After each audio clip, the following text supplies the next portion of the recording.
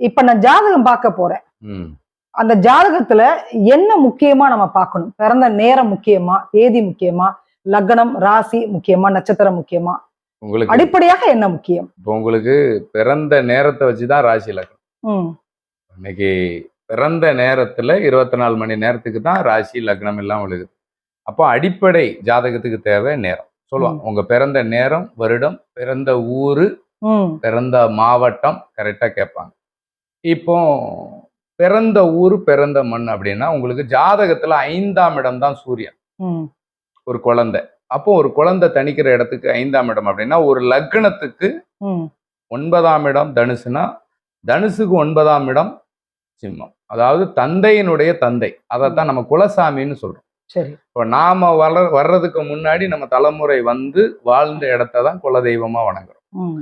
அப்போ ஒரு நேரம் பிறந்த குழந்தைக்கு நேரம் அப்படின்னா நம்மளுடைய தாத்தா பிறந்த ஊரா இருக்கணும். ம். இப்ப நான் சென்னையில வந்து பிறந்துட்டேன். என் குழந்தை சென்னையில பிறந்துச்சுன்னு அங்க உள்ள சூரியன் டைமை பிறப்பேன். ம். இப்போ வெளிநாட்டுல ஒரு குழந்தை பிறக்குதுன்னு வச்சு, ம். அந்த குழந்தைக்கு அந்த வெளிநாட்டு நேரத்தை குறிப்பாங்க. ஆனா அவங்களுடைய தாத்தா பிறந்த ஊர் நேரத்தை குறிச்சாதான் ஒரிஜினல் ஜாதகம் வேலை செய்யும். ஓ. இது எத்தனை பேர் சொல்றாங்கன்னு எனக்கு தெரியல. நான் அப்படித்தான் பார்ப்பேன்.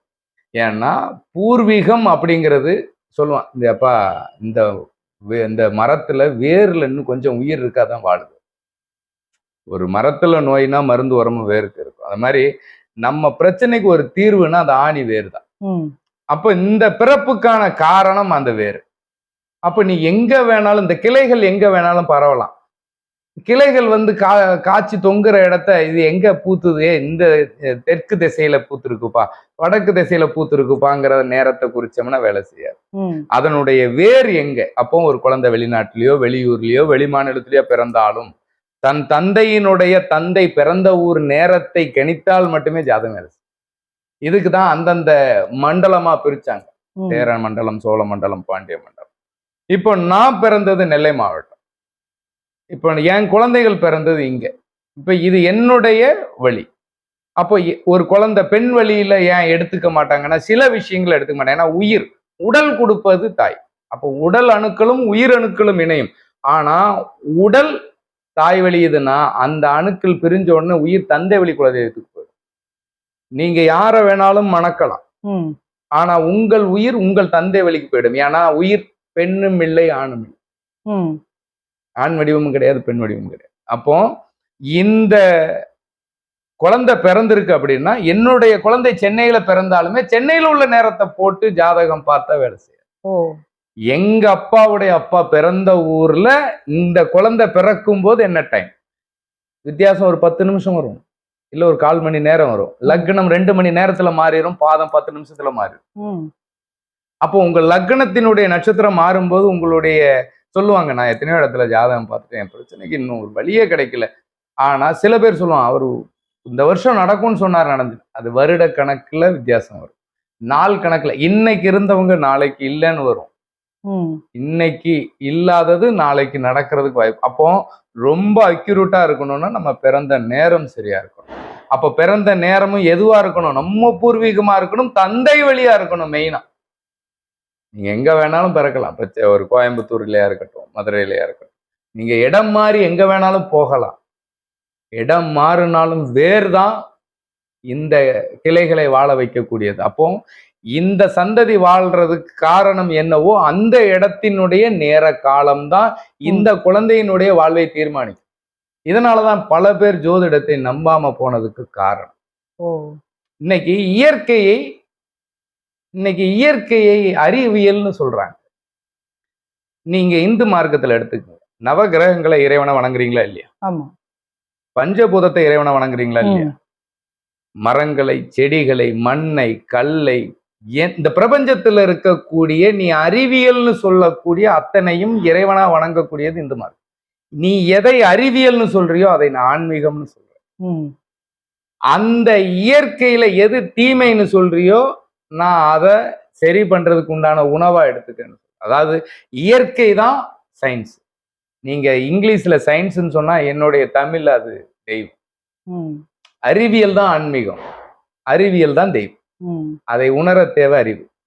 அப்போ இந்த இயற்கை தான் நம்மளை படைச்சது, இயற்கை தான் உருவாக்குச்சு, இயற்கை தான் நம்மளை இயக்குது. அந்த இயக்கத்துல நன்மை தீமைங்கிறது கரெக்டா நம்ம எடுக்கணும். இப்போ வெளிநாட்டுல இருந்து ஒரு பொருள், ஒரு பறவைகள் வேடந்தாங்களுக்கு வருதுன்னா சீசனுக்கு வந்துட்டு போயிடும். இப்போ வெளிநாட்டுல இருந்து ஒரு நாய்க்குட்டியை நம்ம வாங்கிட்டு வரோம், ஜெர்மன் ஷெப்பர்ட் நாய். அந்த நாய்க்குட்டி இங்க வந்தா இதனுடைய தன்மை பேரே ஜெர்மன். அப்போ இதனுடைய அணுக்கள் அங்கிருந்து இங்க வரும்போது அதனுடைய வீரியம் குறையுமே தவிர கூடாது. இப்போ பல பேருக்கு சுகர் பிபி இல்லாம இருக்காது. சுகர் பிபி இல்லாம இருக்க மாட்டாங்க. கேட்டா சுகர் இருக்கவங்க எல்லாம் பணக்கார வியாதி அப்படின்னு. காரணம் என்னன்னா, அவர்கள் பணம் இருந்து அன்னைக்கு வசதி இருக்கிறவங்க இறங்கி வேலை செஞ்சு தன்னுடைய உடல் கழிவுகளை வெளியேற்றினது கிடையாது. அதாவது வீட்டுக்குள்ளேயே நடப்பாங்க அப்படின்னா நம்ம உடம்புல இருக்கிற எல்லா நரம்பு உள்ளங்காலில் ஜாயின் பண்ணும். நம்ம ஒரு பாதுகாப்புக்காக தான் செருப்பை கண்டுபிடிச்சோம். இன்னைக்கு மேட்சிங்க்கு செருப்பு போடுறோம். பூமியை மிதித்து நடக்காததால் இந்த பிபி சுகர். உங்களுக்கு புவியீர்ப்பு விசையில இருந்து வரக்கூடிய நல்லது நம்ம கால் அப்சர்வ் பண்ணல.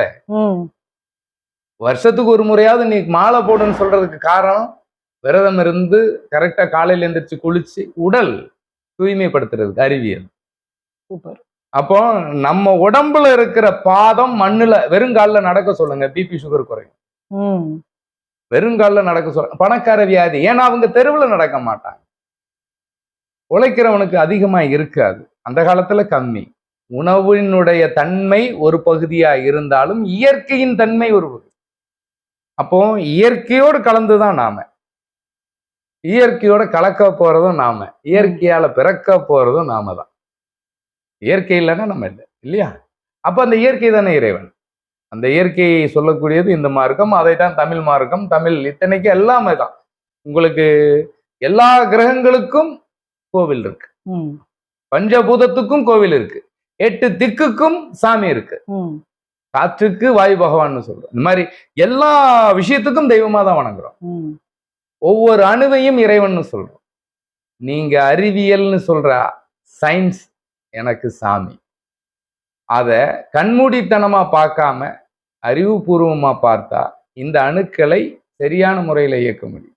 வாழ்க்கையில பிரச்சனைன்னு வரும், ஆனா தீர்வு இருக்கும். அதே மாதிரிதான் இங்க நாம என்ன பண்றோம் பண்ணலைங்கிறத விட இன்னைக்கு தேவையை பார்க்குறீங்க, அந்த தேவையும் உங்கள் அறியாமையால் தான் பூர்த்தியாகாம இருக்கும். நீங்க சரியான பாதையில நடந்தீங்கன்னா உங்க விஷயம் அப்படியே மாறிடும். இப்போ உங்களுக்கு நான் லக்னத்தை பத்தி சொன்னேன், ராசியை பத்தி சொன்னேன். இப்போ ஒருத்தங்களுக்கு பிறந்த நேரம் அப்படின்னா தான் அந்த ராசியும் லக்னம் சரியான முறையிலையும். எத்தனையோ பேர் சொல்லுவான், ஒரு சில வீட்ல எல்லாம் தாத்தாவுக்கு நோய் இருந்ததுன்னா பையன் வரைக்கும் வருதுன்னா, அப்போ உங்களுக்கு அதை தடுக்கக்கூடிய மருந்து இருக்கு, நீயும் அதை பயன்படுத்தல. எப்படி ஒரு பதவி இருந்தா இன்னொருத்தங்களுக்கு வரும்.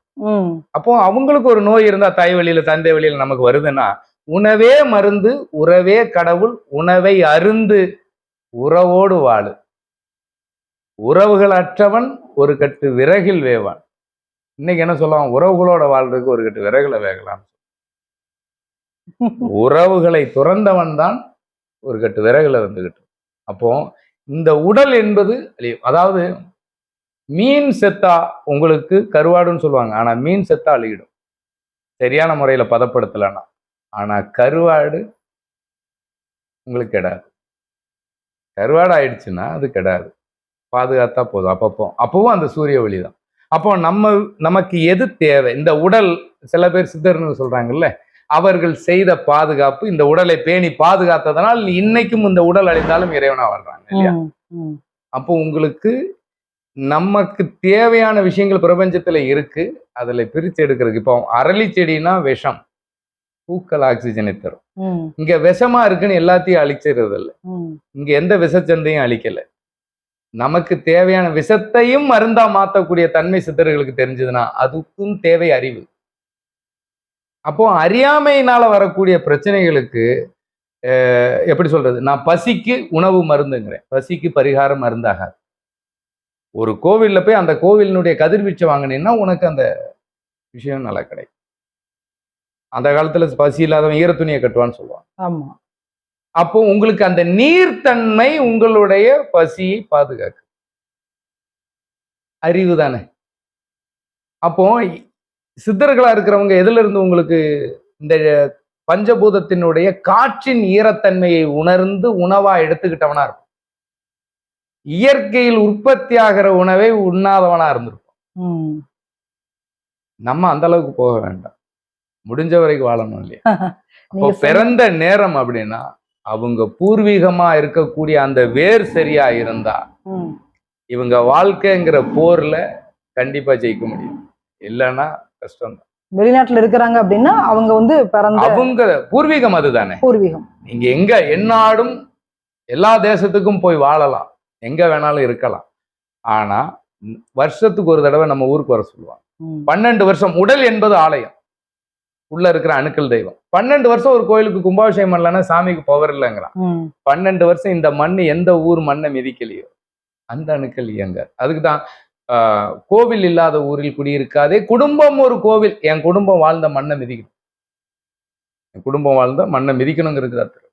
அப்போ அந்த கோயிலுக்கு வரும்போது செருப்பு போடாதுன்னு சொல்லுவாங்க. காரணம், அந்த மண்ணினுடைய தன்மை உனக்கு பாதம் வழியா உடல் மூரா ஏறணுங்கிறதுக்காக தான். ஏன்னா பூமியில வந்து அவ்வளவு, பூமி தானே தாய், அதானே நம்மளை காப்பாத்துது, அதான் நம்மளை உற்பத்தி பண்ணுது. இந்த பூமியினுடைய தன்மையினாலதான் அத்தனை இயற்கையும் உருவாயிருக்கு, இயற்கையினுடைய பரிணாம வளர்ச்சி நாம உருவாயிருக்கோம். அந்த இயற்கையை வெறும் பாதத்துல மிதிக்கிறதுக்கு பதிலா செருப்பை போட்டு அதை தடை பண்றீங்க. அதனாலதான் சனிக்கு செருப்பு, செருப்பை வாசல்ல விடாது. செருப்பு அப்படின்னா சனியை கொண்டு வரோம். அப்போ உங்களுக்கு சனின்னா உங்களுக்கு தடை அப்படிங்கிறாங்க. அப்ப செருப்பு தடை தானே. அப்போ உங்களுக்கு நோய் நொடியில இருந்தும் வாழ்க்கையில இருந்தும் பிரச்சனைகள்ல தீரணும்னா முதல்ல வெறுங்காலில் அதிகமா நடந்து பழகணும் மக்கள். இன்னைக்கு எல்லா பக்கமும் ரோடு இருக்கு, மண்ணுல நடக்கிறதுக்கு வாய்ப்பே இல்லை, ஊர்லயாவது நடக்கலாம். நீங்க சொன்ன மாதிரி பணக்கார நோய் எல்லாம் இல்ல. இப்ப சுகர், ஆமா, குடிசையில இருக்கிறவங்களுக்கும் இப்போ சுகர் வருது இல்ல. காரணமே இல்ல, சின்ன குழந்தைங்களுக்கு காரணம் என்ன? செருப்பு இல்லாத வீடை நீங்க இன்னைக்கு பார்க்க சொல்லுங்க. பிறந்த குழந்தைக்கு வீட்டுக்குள்ளே செப்பல் போட்டுட்டு இருக்கோம். பிறந்த குழந்தைக்கு காரணம் நம்மளுடைய அறியாமைங்கிற பேரு, இன்னொன்னு நாகரிக மோகம்ங்கிற ஒரு. கண்டிப்பா 4 பேர் என்ன வாழ்த்தணுங்கிறதுக்காக வாழ்றீங்களே தவிர நான் நல்லா இருக்கணும்னு யாரும் வாழல. என் சந்ததி நல்லா இருக்கணும்னு யாரும் போராடும். நீங்க நல்லா இருக்கணும், உங்க சந்ததி நல்லா இருக்கணும்னா இயற்கையோடு ஓரளவுக்காவது கலந்து வாழுங்க. இயற்கையை இயற்கையா பார்த்து இயற்கையா வாழுங்க. பிறந்த ஊரு, பிறந்த உன் பூர்வீகத்தை முதல்ல தேடுங்க. வாழ்க்கையில இருக்கிற பிரச்சனை கண்டிப்பா தீரும். அப்ப ஜாதகத்துக்கு தேவை அடிப்படை பூர்வீகத்தினுடைய நேர். ரொம்ப ரொம்ப நன்றி. நிறைய விஷயங்கள் கொடுத்துருக்கீங்க, ரொம்ப அழகா இருந்தது. நீங்க வேற மீண்டும் சந்திக்கலாம்.